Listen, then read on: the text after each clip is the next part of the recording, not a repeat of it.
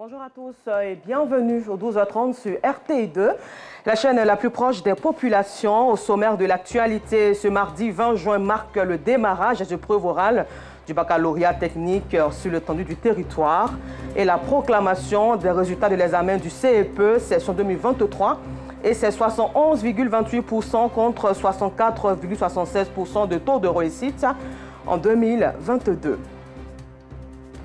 Et puis hors de chez nous, plutôt, l'Ouganda et la RDC sont toujours sous le choc après l'attaque contre un lycée dans la nuit de vendredi à samedi. Encore merci à vous d'être fidèles au temps d'information sur RTI2. Examen à grand tirage session 2023, ce jour marque le démarrage des épreuves orales en anglais et en français pour le baccalauréat technique sur l'étendue du territoire ivoirien et surtout la proclamation des résultats du certificat d'études primaires élémentaires CEP session 2023 avec 71,28% de taux de réussite contre 64,76% en 2022. Félicitations aux admis et du courage aux candidats malheureux. Au chapitre santé, le monde célébrait hier 19 juin la journée mondiale de la drépanocytose. La drépanocytose est une maladie génétique du sang qui affecte plus particulièrement les populations de race noire. Au cours de ce reportage, nous vous reviendrons sur le difficile vécu de ces malades. La lutte contre cette maladie figure aussi depuis 2009 parmi les priorités de l'OMS pour la zone Afrique et occupe le 4e rang dans les priorités en matière de santé publique mondiale après le cancer, le sida et le paludisme. Aboulaziz Guira et Clément Boko. Depuis l'enfance, il y a des trucs que je ne peux pas faire. Genre jouer. Parce que le jour où tu joues, que tu es trop fatigué, tu piques la crise. Nous sommes différents. Cette différence due à la drépanocytose dont elle souffre, Natacha l'a mal vécue. Son enfance, elle l'a passée entre prises régulières de médicaments et hospitalisation à n'en point finir. Au début, on te prend pour un enfant sorcier puisque la plupart des crises, c'est au milieu de la nuit. Souvent, tu peux être couché puis plier soit le bras. Quand le bras est plié, que le sang ne circule pas, les crises commencent. Et la nuit, tu empêches les gens de dormir parce que les crises sont fortes. Tu es obligé de pleurer pour pouvoir faire croire aux gens que vraiment tu as vraiment mal. Des années plus tard, rien n'a vraiment changé. La stigmatisation affecte cette fois-ci sa vie de couple. Aujourd'hui, mère de 4 enfants, Natacha ne peut vivre aisément sa vie de famille et même sa vie professionnelle en pâtit. Il y a beaucoup de choses qu'on ne peut pas faire. On trouve que tu es paresseux. On trouve que, bon, tu déranges. Et quand tu fais une relation, que les beaux-parents apprennent que tu es drépanocytaire, ils ont déjà quelque chose en tête. Tu viens contaminer les enfants. Tu feras des enfants malades. Donc, à chaque fois qu'on va lui répéter ça, l'amour diminue et la personne se retire. Néanmoins, Natacha peut compter sur le soutien de certains de ses proches. Pour eux, c'est toujours dur de voir un proche souffrir de la drépanocytose. Moi, je vends dehors, je dors dehors. Souvent, je suis couchée, elle m'appelle. Ah, ma belle-soeur, il faut venir, ça ne va pas. Dans notre maison un peu éloignée, je cours, je viens. Quand je viens là, quand il la voit, mes mamans commencent à couler les larmes.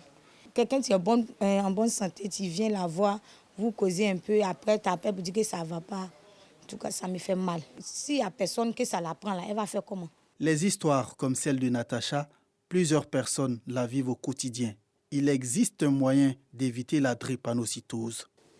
Si le père est AS et que la mère est AS, vous convenez bien avec moi qu'il y a un quart des enfants qui ont des drépanocytaires SS. Donc en fait, c'est les parents qui apportent le gène malade à l'enfant pour que l'enfant soit malade.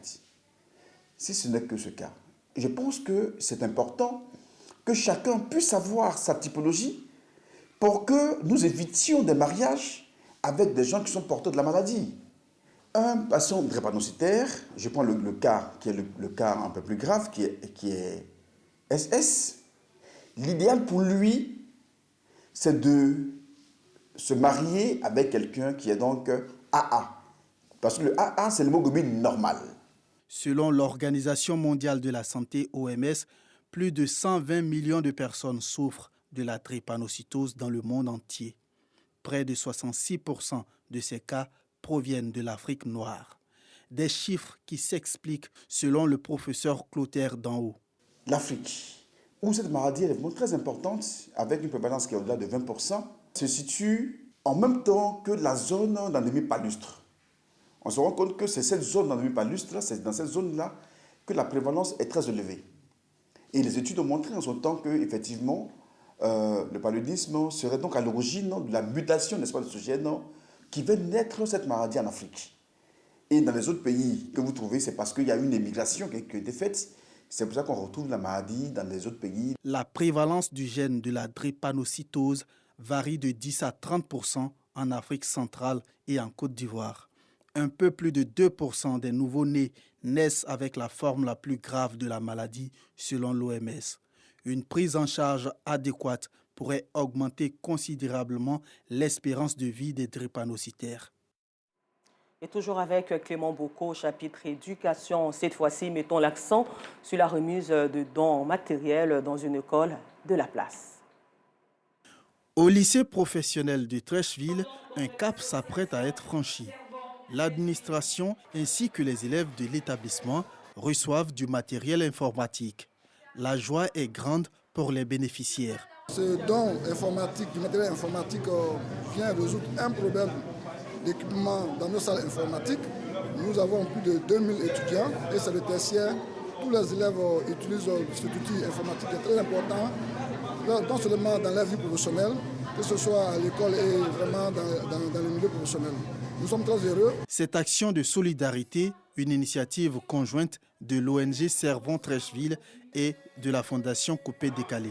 Leurs motivations sont multiples. Étant jeune, étant acteur, étant opérateur, pour nous, il était primordial de donner le minimum que nous avons pour pouvoir aider ces jeunes. Donc, raison pour laquelle nous avons initié par le biais de Daouda Bakayoko, président de Servons Treichville, et de donner des outils informatiques pour ces enfants. Aux côtés de l'ONG Servons Treichville et de la Fondation Coupé Décalé, plusieurs partenaires. Et il était important pour nous, à travers cette activité-là, d'accompagner en fait la chose de l'éducation, la chose de la formation. Parce qu'aujourd'hui, à l'ère où nous sommes, ne pas maîtriser l'outil informatique, c'est déjà un handicap très grand dans notre société d'aujourd'hui. Au total, 45 ordinateurs sont remis au lycée professionnel commercial 1 de Treichville. Ce matériel, estimé à plus de 15 millions de francs CFA, est installé dans... Nous poursuivons avec la journée des silences célébrée à Bondoukou, dans la région du Gontougo, en présence de Nour Sangaré. Chaque année, les cadres et enseignants du département de Bondoukou organisent une journée pour distinguer les meilleurs élèves. Pour cette édition, 2 établissements ont été visités. Le centre de formation professionnelle de Bondoukou et l'école primaire publique de Songori. Une initiative pour promouvoir l'éducation. Que la population est prête à soutenir l'école dans son ensemble et surtout à soutenir en particulier l'enseignement technique pour faire de l'enseignement technique un levier de développement de cette nation. Il faut qu'on travaille et donc il faut célébrer l'excellence partout où il en faut.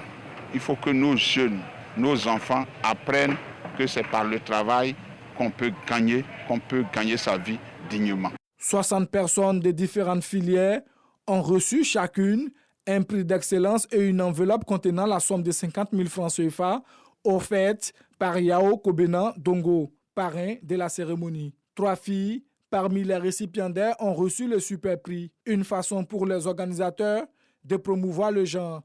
Heureux, les récipiendaires n'ont pas manqué d'exprimer leur joie. Il a été récompensé parce qu'il a été l'un des meilleurs élèves du lycée professionnel de Bondoukou. Je me suis mis au travail, j'ai bossé fort et c'est ça qui m'a conduit là.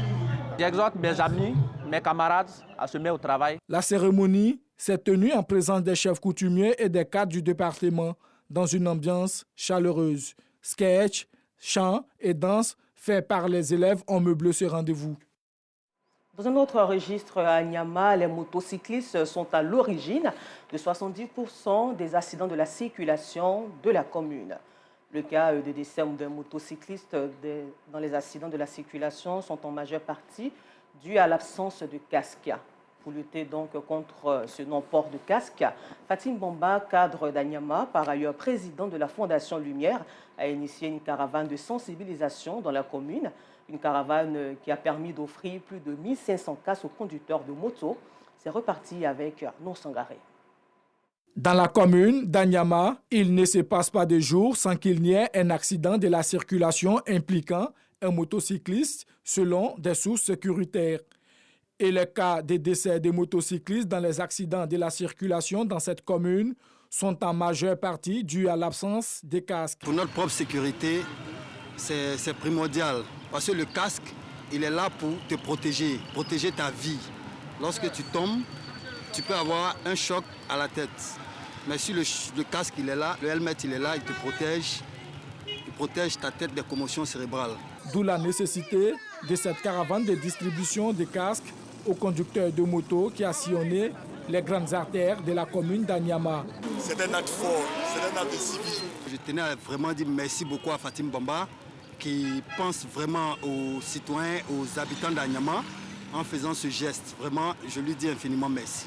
Au cours de cette caravane initiée par Fatim Bamba, Kat d'Anyama, par ailleurs président de la fondation Lumière, 1500 casques ont été distribués. Nous avons décidé d'accompagner le président pour sensibiliser la jeunesse à Anyama par rapport au port du casque parce qu'on a eu beaucoup d'accidents. Et puis dire stop à l'incivisme. Nous avons la police et la gendarmerie qui font vraiment beaucoup pour la commune d'Anyama. Pourquoi ne pas aussi leur donner des casques pour pouvoir faire leur travail correctement? C'est pour ça qu'on a pensé à la police, on a pensé au GMI, on a pensé à la gendarmerie. La donatrice s'est aussi entretenue avec les jeunes de la commune. Elle les a invités à la responsabilité, au respect du code de la route pour éviter d'éventuels accidents de la circulation. Et puis pour parler d'autonomisation de la femme, rendons-nous à Agboville, chef-lieu de la région de la Niébitiassa, où les femmes menant une activité génératrice de revenus en différentes associations unies en un réseau veulent aller plus loin dans leur quête de l'autonomisation. Elles ont installé le dimanche dernier à la salle des fêtes de la ville leur présidente, et cela en présence de l'autorité municipale. Marché d'Agboville, ce magasin appartient à Adja. Elle y vend des mèches et des pagnes. Cette commerçante ne compte pas s'arrêter à cette quantité de marchandises. Son ambition, accroître ses activités afin d'être épanouie. On a les activités, on n'a pas de moyens à plus progresser. Moi, par rapport à mon magasin, même si j'ai eu au moins 1 million pour agrandir mon commerce encore. Pour arriver à ses fins, Adja a donc adhéré au réseau des associations des femmes formidables d'Agboville, Rafa, qui installe sa présidente à la salle des fêtes de la mairie d'Agboville. L'initiatrice Patricia Niali revient sur les raisons de la mise en place de cette structure fédératrice des associations de femmes de la commune. Nos femmes ont besoin d'être encadrées parce que souvent elles prennent des prêts mais elles n'arrivent pas à rembourser.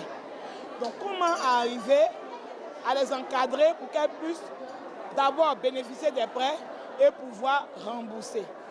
Ce sont ces raisons-là qui m'ont amené à les organiser en réseau. Aussitôt installée par la mairie de la commune, Élise Grotto, présidente du RAFA, situe sa vision pour les femmes d'Agboville. La mobilisation est faite par rapport à l'autonomisation de la femme. Parce qu'aujourd'hui, surtout à Agboville, par exemple, l'usine à Cotivo a fermé. Les femmes sont livrées à elles-mêmes avec leurs enfants. On n'a pas les moyens de s'occuper de nos enfants.